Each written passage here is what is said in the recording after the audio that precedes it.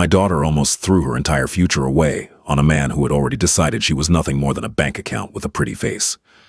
And I almost let it happen. Almost. I still think about that Saturday morning in late October. The sky over Charlotte was that particular shade of gray that makes everything feel heavier than it is. I was standing in the hallway of First Covenant Church, adjusting my tie in the reflection of a framed portrait of Jesus, and feeling more nervous than I had any right to feel. I wasn't the one getting married. My daughter, my Simone, was upstairs in the bridal suite with her bridesmaids, probably laughing at something, probably beautiful. She was always beautiful, looked just like her mother. I had been waiting 31 years for this day. 31 years of parent-teacher conferences and scraped knees and college applications and arguments about curfews. 31 years of watching this girl become a woman I was genuinely proud of. A nurse practitioner, or bought her own condo at 27, called me every Sunday without fail. Simone did not need saving. That's what I kept telling myself as I straightened my tie. Then I heard his voice. The side door to the fellowship hall was cracked open about 2 inches. I'd only stopped there because my shoe had come untied, and I didn't want to bend down in the middle of the corridor where the photographer might catch me. I crouched near the doorframe, and that's when I heard Marcus laughing. Not a happy laugh. The kind of laugh that has contempt buried inside it, the kind men make when they think no one important is listening. "Brother, I'm telling you," he said. 2 more hours and I'm set for life."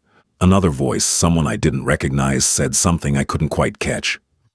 No, Marcus said. "I love Simone, sure. But her daddy, Raymond Calloway, you know what that man is worth? The investment portfolio alone, the rental properties in Ballantyne, the pension from 30 years at Duke Energy. And here's the beautiful part. He only has 1 child. 1. And she's about to have my last name." I stopped breathing. "She doesn't know anything?" the other voice asked. Marcus laughed again. "She thinks I proposed because I couldn't imagine my life without her. I proposed because I couldn't imagine my retirement without her inheritance. There's a difference." I stood up slowly. My hands were not shaking, which surprised me. My mind went very quiet, the way it does when something serious happens, and your body decides that panic is a luxury you cannot currently afford. I looked at that cracked door for a long moment. Then I looked down at my freshly polished shoes. Then I looked at my watch. 1 hour and 47 minutes until the ceremony. I have made difficult decisions in my life. I flew cargo planes for the Air Force for 8 years. I sat with my wife Margaret in a hospital room when the doctor told us her cancer had spread. I buried her 4 years later and still managed to show up at Simone's nursing school graduation the following week, because Margaret had made me promise. I know something about doing hard things without falling apart. But what I had just heard required a different kind of hard. This wasn't enemy fire, or a failing body, or grief.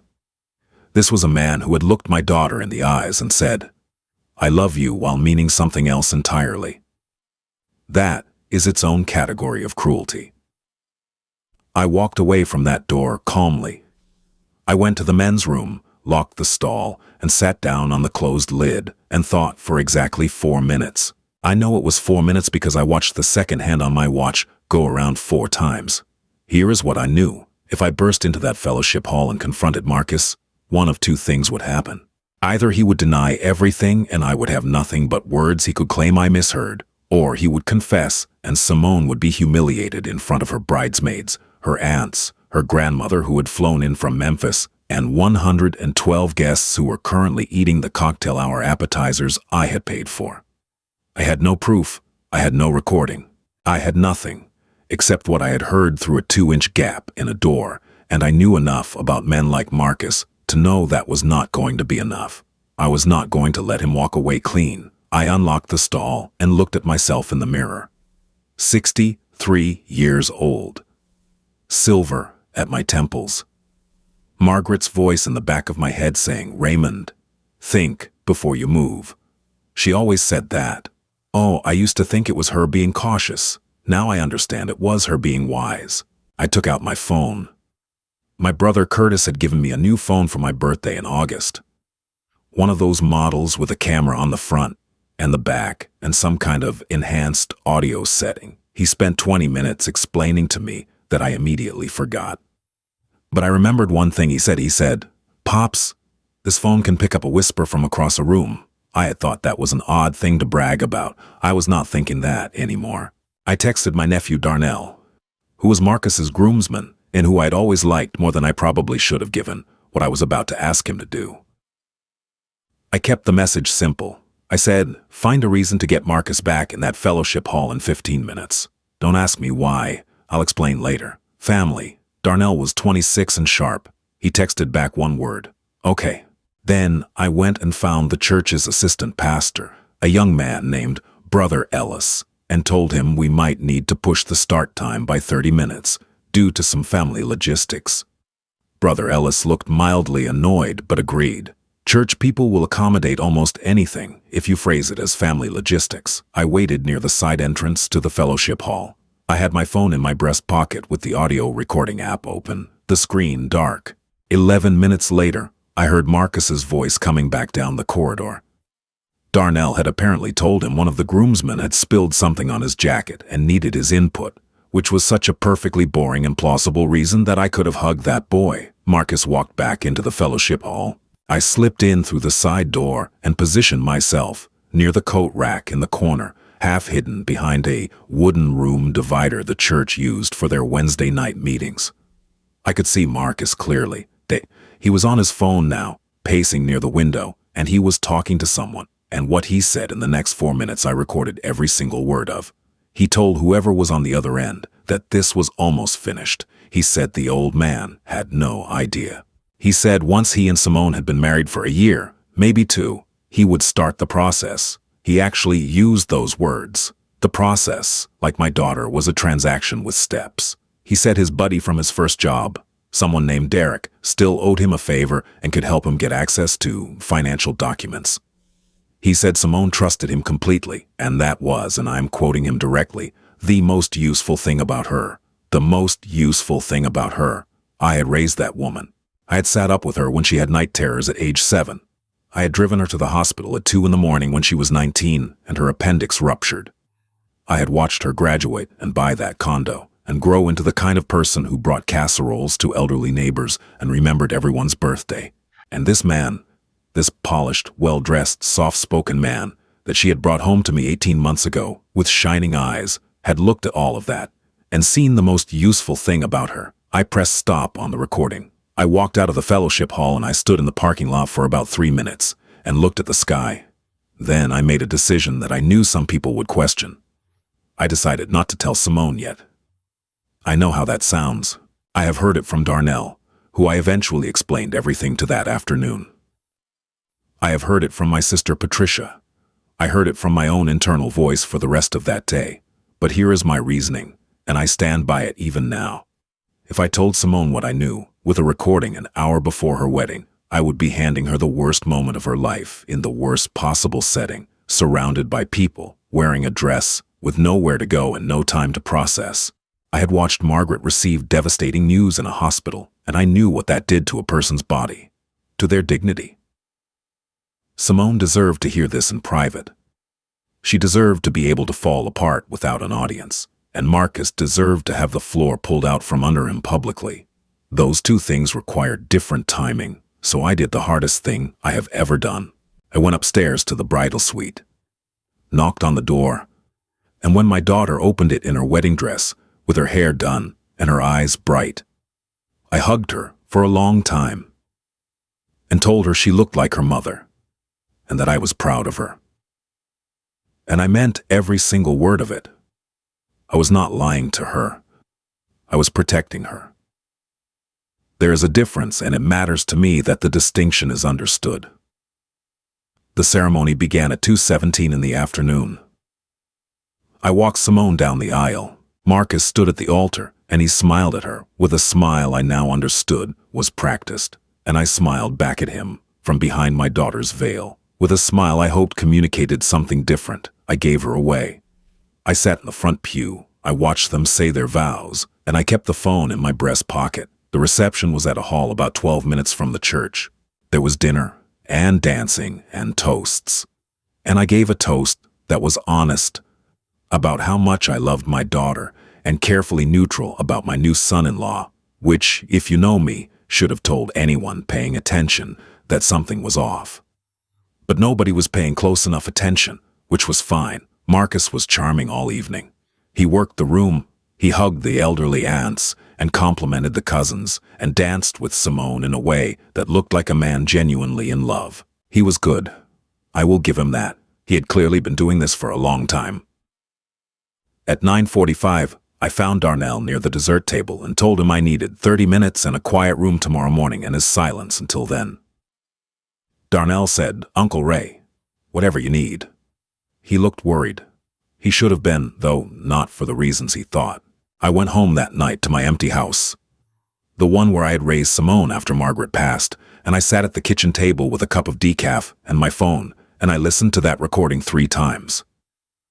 Each time I listened, I became more certain, not angrier. Anger was a distraction.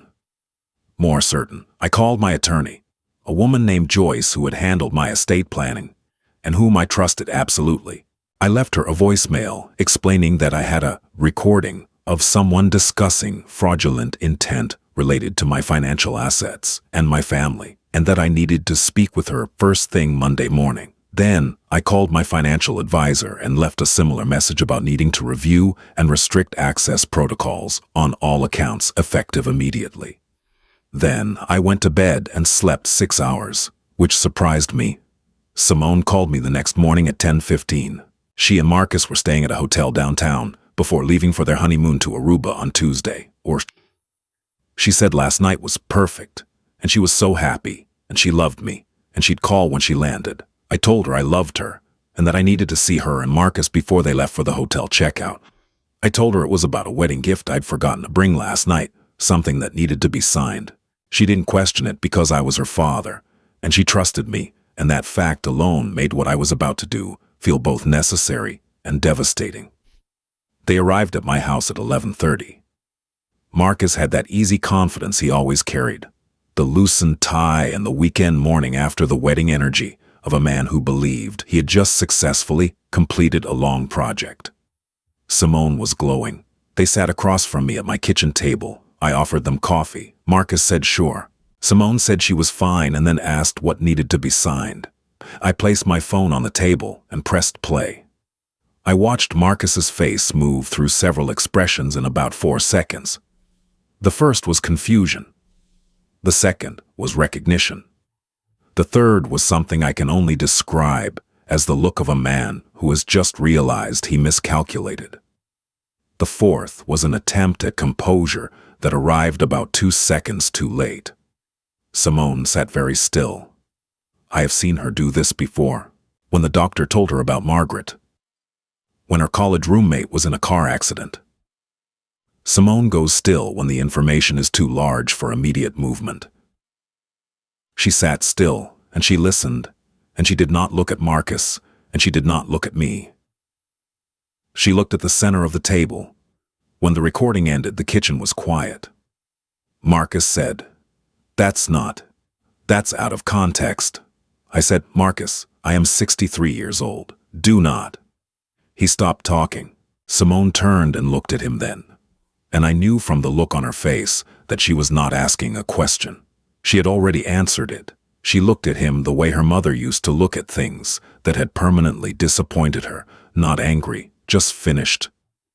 Resolved, like a door closing. She said, "Get out of my father's house." Marcus tried twice more. He said her name. He reached for her hand. She stood up from the table and walked to the kitchen window and stood with her back to him and looked at the backyard. The oak tree I had planted the year she was born, now taller than the house. I stood up. I am not a large man, but I am a man who has made my intentions clear in difficult situations, and Marcus read that clearly enough. He picked up his jacket from the back of the chair. He said something low that I did not catch, and I did not ask him to repeat. Then he left. I heard my front door close. Simone stood at the window for a long time. I did not rush her. I put the coffee on because I didn't know what else to do with my hands. After a while she turned around and her eyes were wet, but her face was composed in the way Margaret's used to get when she had decided something. That particular brand of grief that has already made its peace. She said, "How long have you known?" I said, "Since yesterday morning." She looked at me for a moment, and I saw the question forming. Why didn't you tell me before? And I answered it before she asked it. I said, because you deserve to hear it sitting down. In your own time. Not in a dress in front of everyone who loves you. She was quiet for another moment. Then she said, were they good vows? Did they at least sound good? I almost smiled. I said, yours were perfect. She nodded slowly. Then she came over to where I was standing by the counter, and she leaned against me the way she used to, when she was small, just put her head against my chest and stood there. And I put my arm around her, and we stood in that kitchen while the coffee brewed, and the October light came through the window and hit the oak tree just right.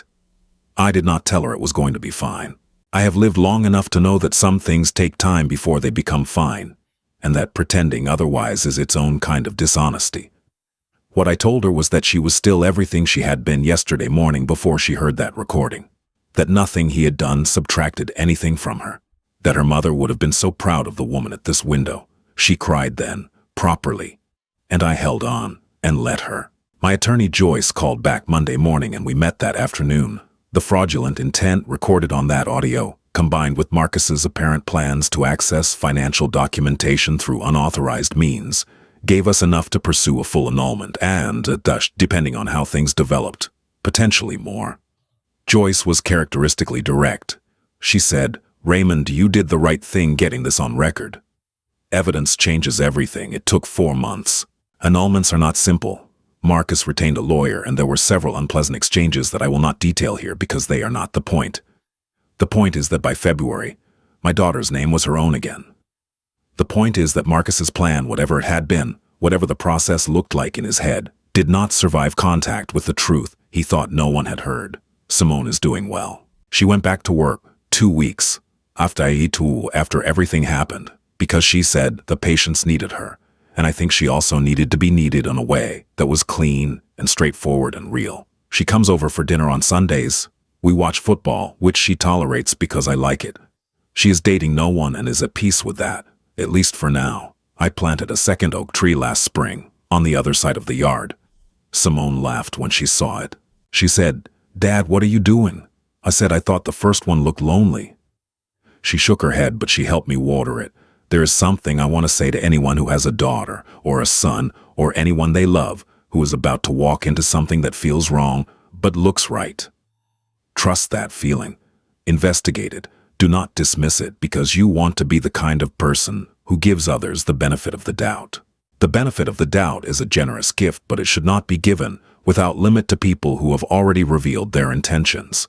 They will tell you who they are if you are listening in the right places at the right time. I was in the right place. I was listening, and I kept my promise to Margaret, the one I made at her bedside the last morning she was coherent. She had looked at me with those tired eyes, and she had said, Ray, just watch out for our girl. That's all I need you to do. Just watch out for her. I did, Margaret. I did.